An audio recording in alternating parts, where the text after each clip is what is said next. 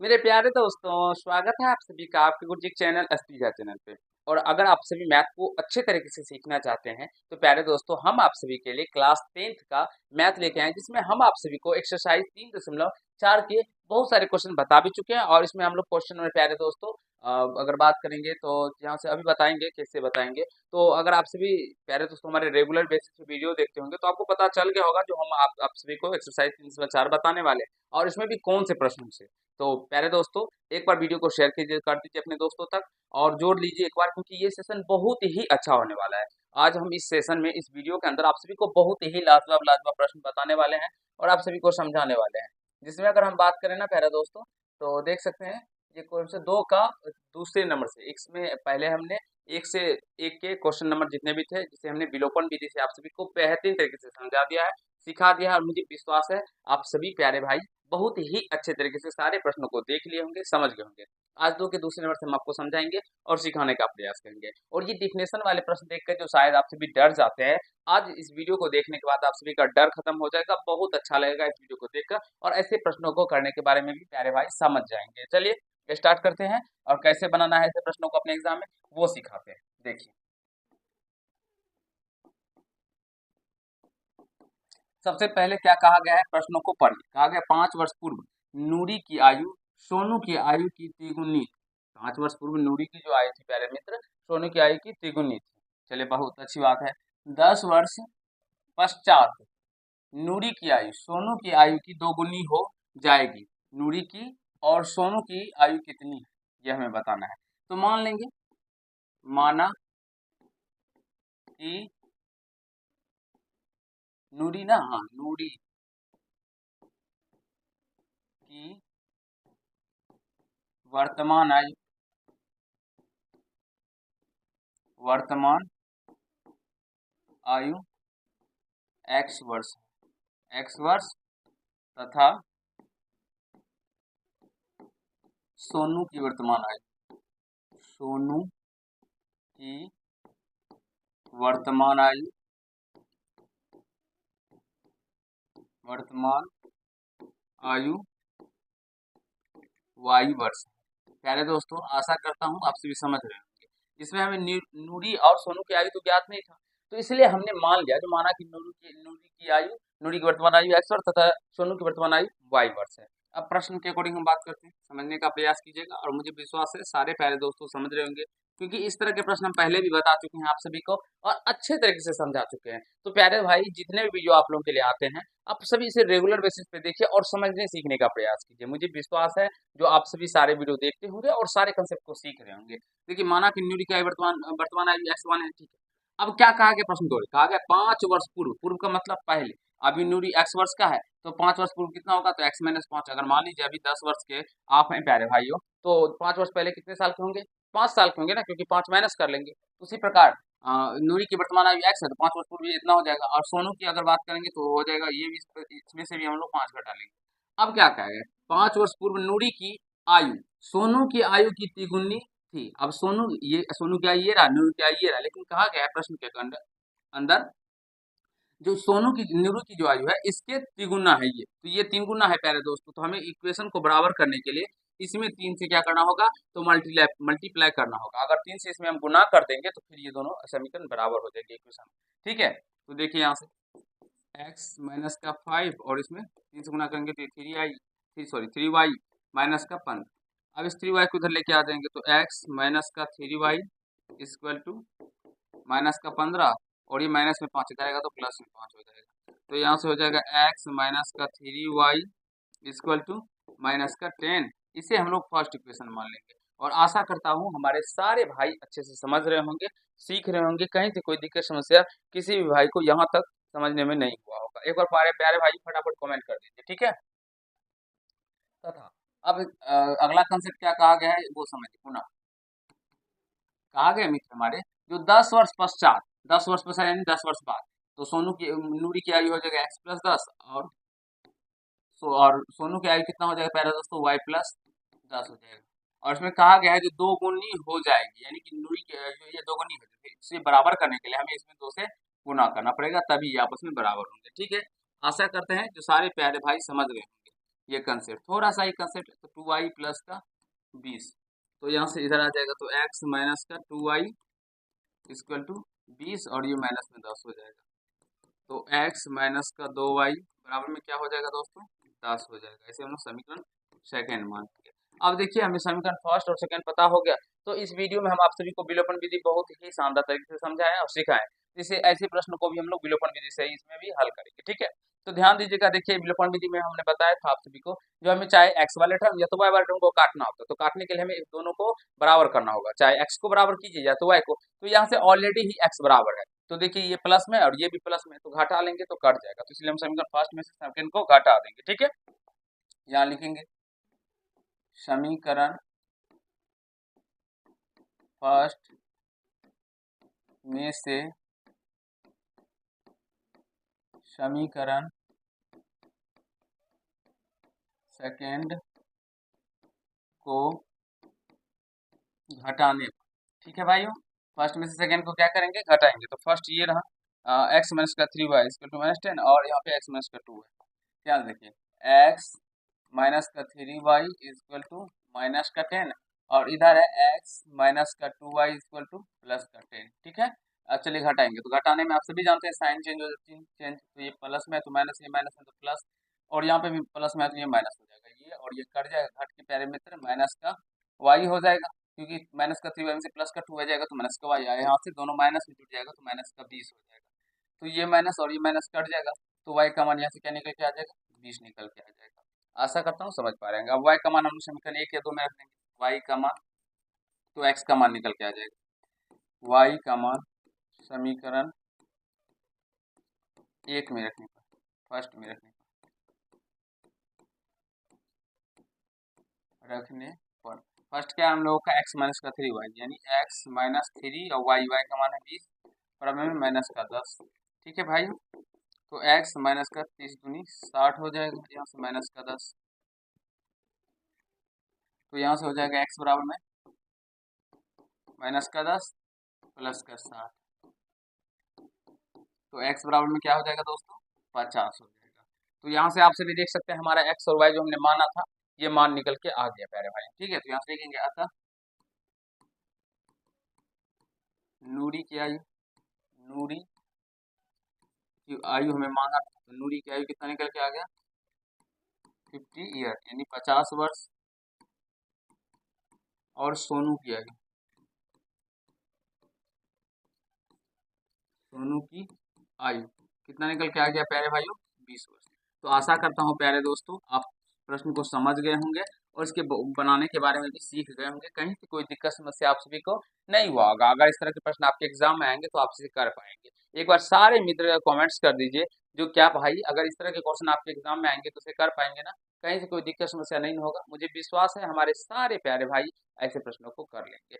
हम अभी अगले प्रश्नों की ओर चलेंगे, तो समझ गए होंगे दोस्तों, स्क्रीनशॉट ले लीजिए, ये भी स्क्रीन का भी स्क्रीनशॉट ले लीजिए, फिर हम लोग अगले प्रश्न की ओर चलेंगे। ठीक है, चलते हैं अगले प्रश्न।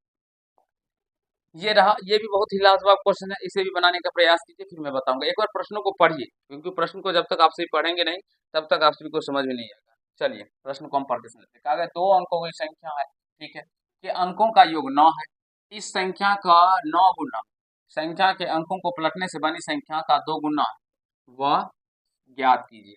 इस संख्या का 9 गुना, ठीक है, देखिए हल करते हैं। मान लेंगे, माना कि दहाई का अंक, दहाई का अंक क्या है प्यारे दोस्तों, x तथा इकाई अंक,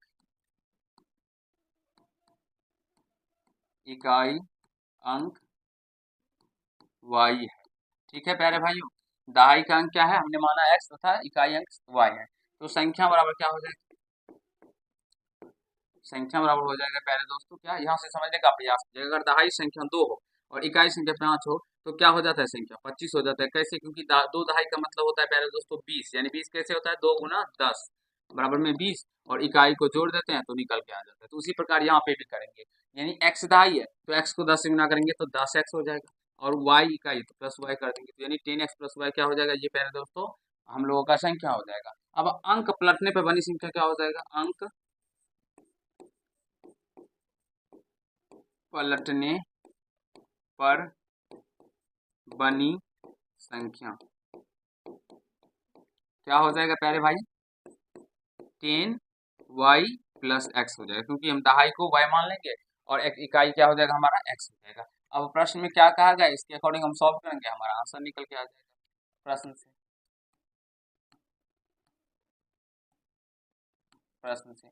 प्रश्न में क्या कहा गया? कहा गया है अंकों का योग 9 है। संख्या के अंकों का योग, तो अंक क्या क्या माने हैं? x और y माने हैं ना, तो अंकों का यानी x प्लस वाई बराबर क्या हो जाएगा प्यारे दोस्तों? 9 हो जाएगा, और इसे फर्स्ट इक्वेशन मान लेंगे।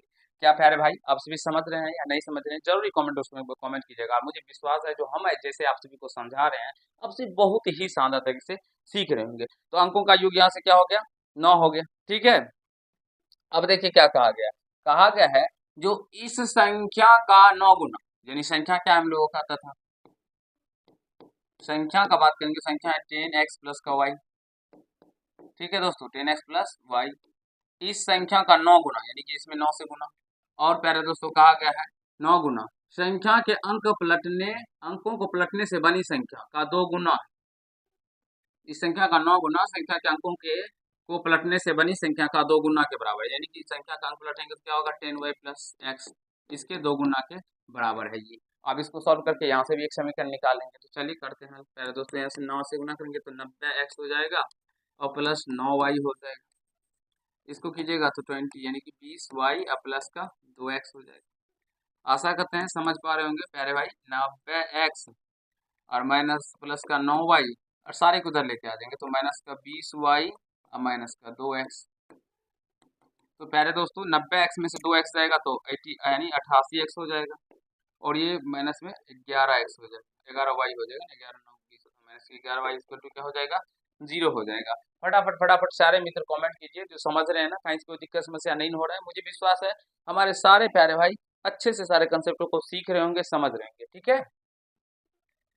तो चलिए अब अगले कंसेप्ट के अगले पेज में लेते हैं, या यहीं पे करते हैं, समीकरण तैयार करते हैं, ठीक है, उसके बाद अगला पेज लेंगे।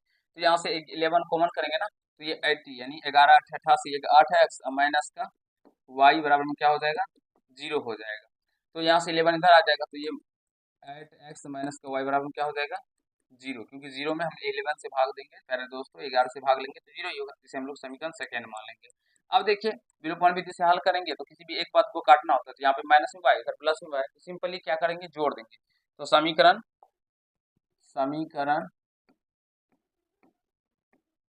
फर्स्ट में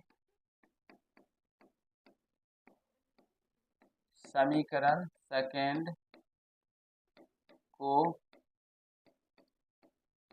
जोड़ने पर फर्स्ट क्या है हम लोगों का x प्लस का y बराबर क्या है दोस्तों, x प्लस का y इक्वल टू क्या है, यहाँ पे देख सकते हैं 9 दिया गया, x प्लस बराबर में 9 दिया गया, ठीक है। अब तो और दूसरा क्या दिया गया है 8x माइनस का y बराबर में 0 0। चलिए हल करेंगे, जोड़ेंगे तो पहले दोस्तों देखिए y से y कट जाएगा, तो x और यहाँ पे 8 है, तो ये क्या हो जाएगा 9x, और यहाँ से ये 9 में जो तो 9 के बराबर हो जाएगा, तो x का मान यहाँ से क्या निकल के आ जाएगा 9 बट्टे का 9, तो 9 एक का 9 1, यानी x का मान क्या निकल के आ गया पहले दोस्तों 1 निकल के आ गया। अब हमें y का मान निकालना है, ठीक है, x का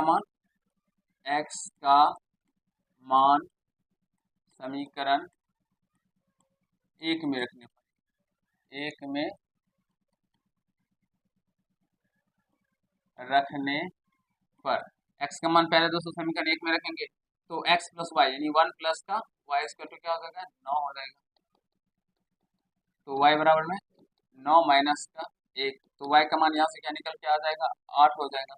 तो यहाँ से हम लोग अवशिष्ट संख्या निकालेंगे पहले दोस्तों, संख्या क्या निकल के आ जाएगा, क्या था 10x प्लस का y, तो 10x का मान है 1 और प्लस y का मान है पहले दोस्तों 8, तो ये क्या हो जाएगा 10 का 10 प्लस 8 18 हो जाएगा, तो हम लोगों का संख्या क्या है वो तो 18 है। प्यारे दोस्तों फटाफट कमेंट कर दीजिए एक बार, अच्छे से समझ गए ना, कहीं से कोई दिक्कत समस्या नहीं हुआ। और मुझे नहीं लगता है जो हमारे किसी भी भाई को यहाँ तक समझने में दिक्कत हुआ होगा, ऐसे प्रश्नों को बार बार आपके एग्जाम में एक ना एक तो जरूर ही पूछे जाएंगे। तो प्यारे दोस्तों ये 2 अंकों की संख्या वाले प्रश्न बार बार देखे गए हैं, एग्जाम में पूछे जाते हैं, तो इसे अच्छे से समझिए और सीखने का प्रयास कीजिए, जो यदि आपके एग्जाम में ये प्रश्न पूछे जाए तो आप इसे अच्छे से करके आए और एग्जाम को फोड़ करके आए, ठीक है। और अगर आप सभी गुरुजी से पढ़ते हैं तो विश्वास मानिए मैथ्स के एक भी प्रश्न प्यारे दोस्तों आप सभी से नहीं छूटेंगे। हम सारे प्रश्नों को बहुत अच्छे से आप सभी को समझाएंगे और सिखाने का प्रयास करेंगे, जिससे आप सभी सारे प्रश्नों को अच्छे से बना पाए अपने एग्जाम में। ठीक है, चले अगले प्रश्न की ओर। एक बार प्रश्नों को यहाँ से स्क्रीनशॉट ले लीजिए, इसका स्क्रीनशॉट ले लीजिए। चलिए इसका ले लीजिए। चलते हैं अगले प्रश्न, ये रहा। पढ़िए प्यारे भाई, क्या कहा गया है। एक बार पढ़िए प्रश्नों को, फिर हम बताएंगे आप सभी को और अच्छे से समझाने का प्रयास करेंगे। ठीक है, देखिए कहा गया है मीना 2000 रुपये निकालने के लिए एक बैंक गई। अब मीना है, अब चलिए घर में उसके कोई काम होगा तो वो गई बैंक एक 2000 रुपये निकालने के लिए। उसने खजांची से 50 रुपये तथा 100 रुपये के नोट देने के लिए कहा। उसने कहा जो 50 रुपये के मुझे कुल नोट, 50 रुपये के नोट और 100 रुपये के नोट दीजिए। देखिए कितना प्रश्न को हम आपको आसान करके समझाते हैं, तो समझने का प्रयास कीजिएगा। मीना ने कुल 25 नोट प्राप्त किए। मीना ने कितने नोट प्राप्त किए भाई, प्यारे भाइयों 25 नोट प्राप्त किए। ठीक है, याद कीजिए कि उसने 50 रुपये और 100 रुपये के कितने कितने नोट प्राप्त किए, यानी कि 50 रुपये के कितने नोट प्राप्त किए और 100 रुपये के कितने नोट प्राप्त किए। ठीक है, देखिए हल करते हैं। यहाँ से मानेंगे, माना कि 50 रुपये के नोटों की संख्या, नोटों की संख्या x है, x तथा 100 रुपये के नोटों की संख्या, नोटों की संख्या y। आशा करते हैं प्यारे भाई आप सभी समझ पा रहे होंगे। हमने मान लिया मुझे पता नहीं है जो 50 रुपये के उसने कितने नोट्स खरीदे और 100 रुपये के कितने नोट्स खरीदे हो, तो हमने बेसिकली मान लिया जो 50 रुपये के वो एक्स नोट्स खरीदे और 100 रुपये के वाई नोट्स खरीदे। तो अब प्रश्न में कहा गया है मीना ने कुल 25 नोट प्राप्त किए, यानी कि उसके पास जो नोटों की संख्या है वो कितना है प्यारे दोस्तों, 25 है। यानी कि 100 रुपये के नोटों की संख्या और 100 रुपये के नोटों की संख्या को जोड़ेंगे तो कितना होगा प्यारे भाई, 25 होगा, क्योंकि 100 रुपये के नोट्स की संख्या और 100 रुपये नोट्स की संख्या का यहाँ पे दिया गया जो 25 नोट्स है, तो इसीलिए यहाँ से लिखेंगे x प्लस का y बराबर में क्या हो जाएगा, 25 होगा। कैसे 25 होगा अभी बताए ना, जो उसके पास कुल कितने नोट्स है, तो 25 नोट्स है। तो जब उसके पास कुल नोट्स 25 है और हमने माना है जो 50 रुपये के नोटों की संख्या x और 100 रुपये के नोटों की संख्या y है, तो जब हम 50 रुपये के नोट्स की संख्या और 100 यानी 100 रुपये के नोट्स की संख्या को हम ऐड करेंगे तो 25 के बराबर होगा, इसलिए x प्लस वाई बराबर 25 लिखा। आशा करते हैं समझ पा रहे होंगे। अब प्रश्न कहा गया जो 2000 रुपये निकालने के लिए गया था, तो मान लीजिए जो 50 रुपये के नोटों की संख्या कितना x है, तो 50 गुना x 50x प्लस 100 रुपये नोटों की संख्या कितना है y है, तो y, तो ये इसके बराबर क्या होगा पहले दोस्तों, 2000 हो जाएगा, क्योंकि 2000 निकालने के लिए गया था ना। तो 50,000 रुपये के नोटों की संख्या कितना है x है और 100 रुपये के नोटों की संख्या कितना है y है, तो जब इन दोनों को गुना करके जोड़ेंगे तो 2000 के आपस में बराबर हो जाएगा। ठीक है, तो यहाँ से देखिए 50 कॉमन कर लेते हैं, हो जाएगा x प्लस का 2y बराबर है 2000। ठीक है, तो यहाँ से समझिएगा x plus 2y equal to 2000 बटे का 50, 0 से 0 गया बोरा में, 5 से 5 का 20, 0 40 हो गया, यानी x plus 2y equal to क्या हो गया प्यारे भाइयों 40। और यहाँ से समीकरण सेकेंड आप सभी का निकल के तैयार हो सकता है। आशा करता हूँ आप सभी अच्छे तरीके से प्रॉपर वे में प्रश्नों को समझ रहे होंगे, सीख रहे होंगे। अब यहाँ से अगर हम घटा लेंगे तो x वाला टर्म कट जाएगा, तो समीकरण क्या करेंगे, समीकरण फर्स्ट में से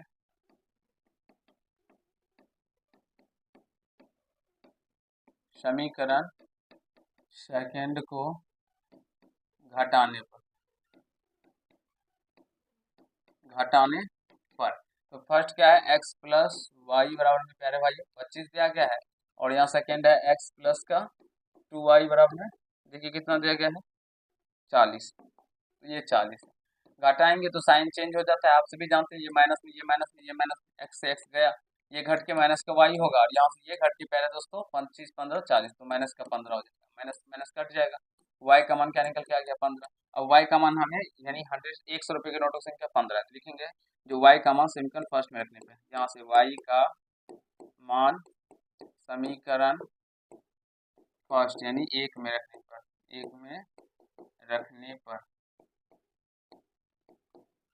फर्स्ट क्या है x प्लस वाई बराबर 25, तो x प्लस का वाई, या वाई यानी 15 बराबर है 25। तो यहाँ से मित्र हमारे एक्स का मान निकल के आ जाएगा 25 माइनस का 15, कितना निकल के आ गया 10। तो यहाँ से लिखेंगे अतः, आशा करता हूँ सारे प्यारे भाई समझ रहे होंगे, अतः 50 रुपये के नोटों की संख्या, नोटों की संख्या कितना हुआ प्यारे भाइयों, 50 रुपए के नोटों की संख्या कितना निकल के आया है, एक्स का मान 10 यानी 10 है। और 100 रुपए के नोटों की संख्या, 100 रुपये के नोटों की संख्या, नोटों की संख्या कितना है प्यारे भाइयों, तो 100 रुपए के नोटों की संख्या 15 है। आशा करता हूँ हमारे प्यारे भाई अच्छे तरीके से ऐसे प्रश्नों को करने के बारे में सीख गए होंगे, समझ लिए होंगे, कहीं से कोई दिक्कत समस्या किसी भी भाई को नहीं हुआ होगा, और ऐसे प्रश्नों को आप एग्जाम में कर पाएंगे अच्छे तरीके से। बार बार पूछे जाते हैं प्यारे दोस्तों, तो इसलिए ये सब प्रश्न आप लोगों के लिए इंपॉर्टेंट हो जाते हैं, इसे समझिए, सीखने का प्रयास कीजिए। अब देखिए हम जो बनाए हमारा आंसर सही है या गलत, इसके बारे में आपको समझाते हैं। देखिए कुल नोटों की संख्या कितना था प्यारे दोस्तों, 25। तो देखिए 50 रुपए के 10 नोट और 100 रुपए के 15 नोट, 25 हो गया ना, हो गया।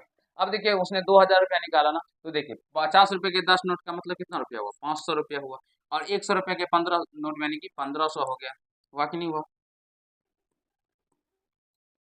तो 1500 जोड़िए प्यारे दोस्तों, देखिए 2000 के बराबर आ गया ना, क्योंकि वो तो 2000 निकालने के गया। तो आशा करते हैं हमारे सारे प्यारे मित्र अच्छे से समझ गए होंगे, सीख लिए होंगे ऐसे प्रश्नों को करने के बारे में। ठीक है, अगले प्रश्न की ओर चलेंगे, स्क्रीनशॉट ले लीजिए जल्दी से फटाफट फटाफट।